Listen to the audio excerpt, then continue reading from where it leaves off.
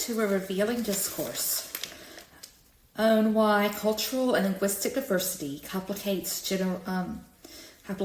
parental engagement in education settings. I'm Dr. Emily Sherwood. If you're interested in policy and education and literacy and education, please like and subscribe. So I'm going to start today with a story. And this is another story where some of the details have been changed, but we have a teacher, and we'll say that her name is Paula. And Paula is a teacher in Kentucky. And Paula's school has started a trend that's really popular in education that year, and that is to follow this guru. We'll call him Bob Schaefer. Mr. Schaefer has a school for students who are considered at risk in Lexington, and he's really popular, and his students dance, and they go on the Today Show, and they're all about fun, except for when they're about punishment. And I'll talk about Mr. Schaefer in another video when he talks about punishment, because his punishment is worse than his fun. It's worse than his fun is fun. But the school is all about fun that year. And so the school makes up a song, and the song is to the tune of a popular song. So during open house, a first grade family is there. We'll call them the Burnhams. The Burnhams. Again, not a real name, but that's what we're going to call them. And they're from Austria. And they're in the cafeteria for their child's open house. And there are children from all the different grade levels there.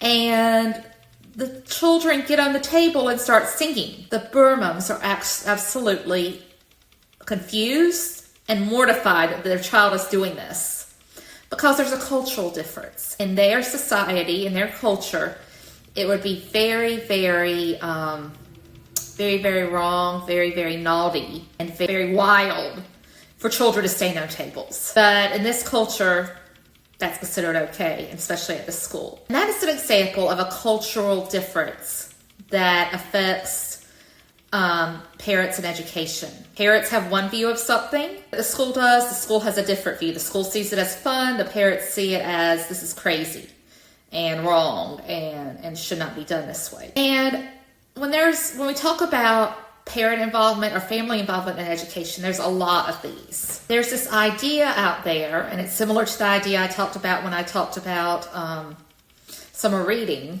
families in poverty, and there's a lot of overlap in that population sometimes. Not all immigrants are poor, but many are. Many culturally diverse families, again, not all. There are some very wealthy ones like Elon Musk, but many families, and most families that have children in school, that are immigrant families, will struggle economically and may not have a lot of literacy skills, particularly if they're from what I consider the developing world. The parents are from there, which Latin America, that's the big place in the United States where you have a lot of immigrants from Africa and parts of Asia. There's just not a lot of education available in some of those places. So parents often do not know how to help their children. That does not mean that they don't want to or that they can't. And that's where the stereotype comes in. I don't know how many times I've heard teachers say that child gets no support at home, or that child's parents can't help, or that child's parents won't help. I heard, well, those parents just don't care.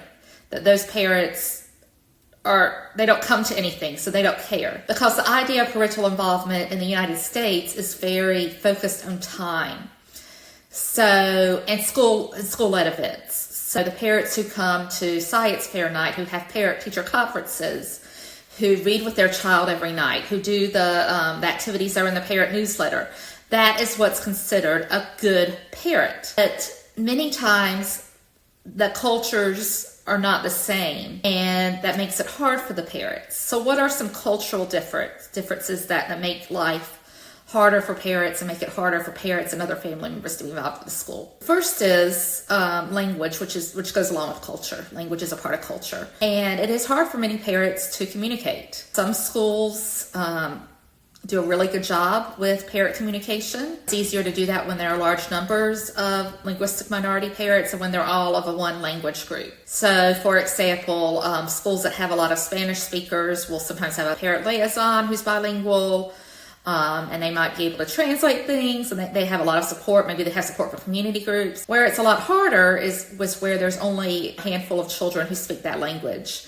in the school. Another thing that's tied along with language that people don't often realize is that not every language has a written language. So there are many languages, particularly indigenous languages or languages of native peoples, particularly from Latin America and some parts of Africa and Asia as well, that don't have a written language. So you can send something home,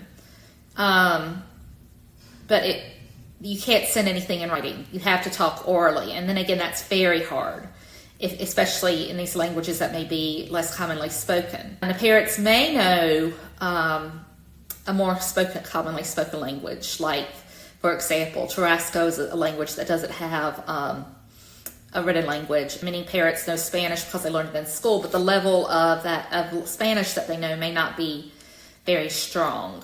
Particularly if they didn't have the option to go to school. Another thing is a lot of parents don't read because unfortunately, again, in many of these countries, the level of education that is offered, that is available, is very low. That's actually why I know some families who came here specifically for that reason, because they wanted their children to have education. It's that strong of a value. Obviously, those parents do care if they went to all that trouble, to uproot yourself, move thousands of miles away, and sometimes there are legal issues with that. You have to start over economically, but they did it just so their child can have an education. So parents care, and I can count on one hand the number of parents who have been totally unresponsive to me throughout my career. Immigrant parents, culturally, linguistically diverse parents care. They do. They care deeply. But many times there's these barriers. So to help with that, every school should have some sort of interpreting service. It does not have to be full-time, and it does not have to be live. In other words, it can be a virtual service, like a language line that you call. It can be a community volunteer who you call,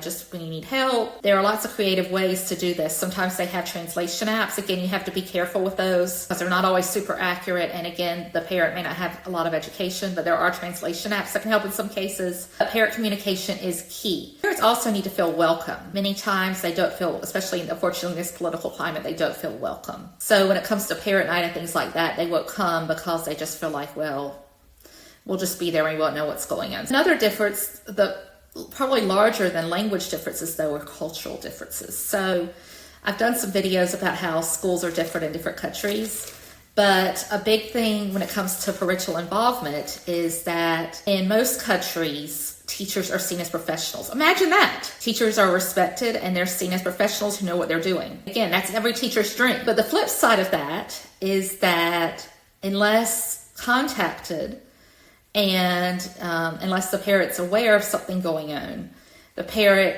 won't be every single day asking the teacher questions, won't be, sending emails or messages, won't be sending notes and backpacks. That's just something that's not done unless there's something very serious like a medical condition. Then of course the parent would reach out. But generally that's not done. And again, that's not because the parents don't care. It's because they care enough and they trust the teachers enough to do their jobs, which every teacher I know would love that if, all parents trusted teachers to do their jobs. But we do expect in this culture that parents are more active than they are in most cultures. There's also a lot of cultural differences in the way children are raised by cultures. And when we're talking about literacy, there's a lot of differences in the way that children learn literacy and learn skills and reading skills in other cultures. So in most of the world, formal education starts a little bit later. There might be a preschool. In fact, most of the world has preschools now,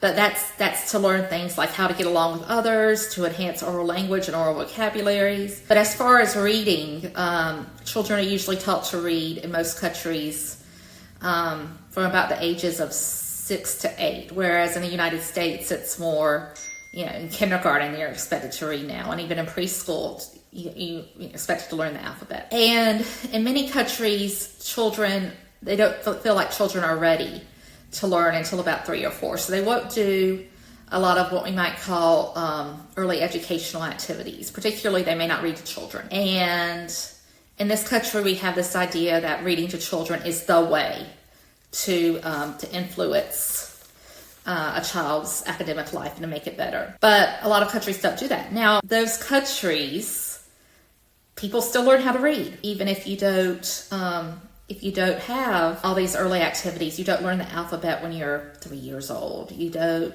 know how to rhyme. I talked about that in another video. People still learn how to read. It's just different. And oftentimes teachers don't know the differences. Another thing that's really common in other cultures is for the extended family to be very involved. So children may not be taught just by their parents. They may not learn just from their parents. Grandparents, siblings, aunts, uncles, all really important in a child's life and a child education. And that's something that many teachers don't really understand because we have the idea of nuclear family here. So this is just a beginning. I'm going to do a whole series on different literacy practices in different cultures and culturally and linguistically diverse families and cultures. And that's based on my dissertation research. I did my dissertation on Latino families and their literacy practices and how they help their children to become successful. So I looked at successful families where children had done really well in school, and saw what they did. So next video is going to be about what we call joint book reading or shared reading, which is adults reading to children or other children reading to other children in this case. And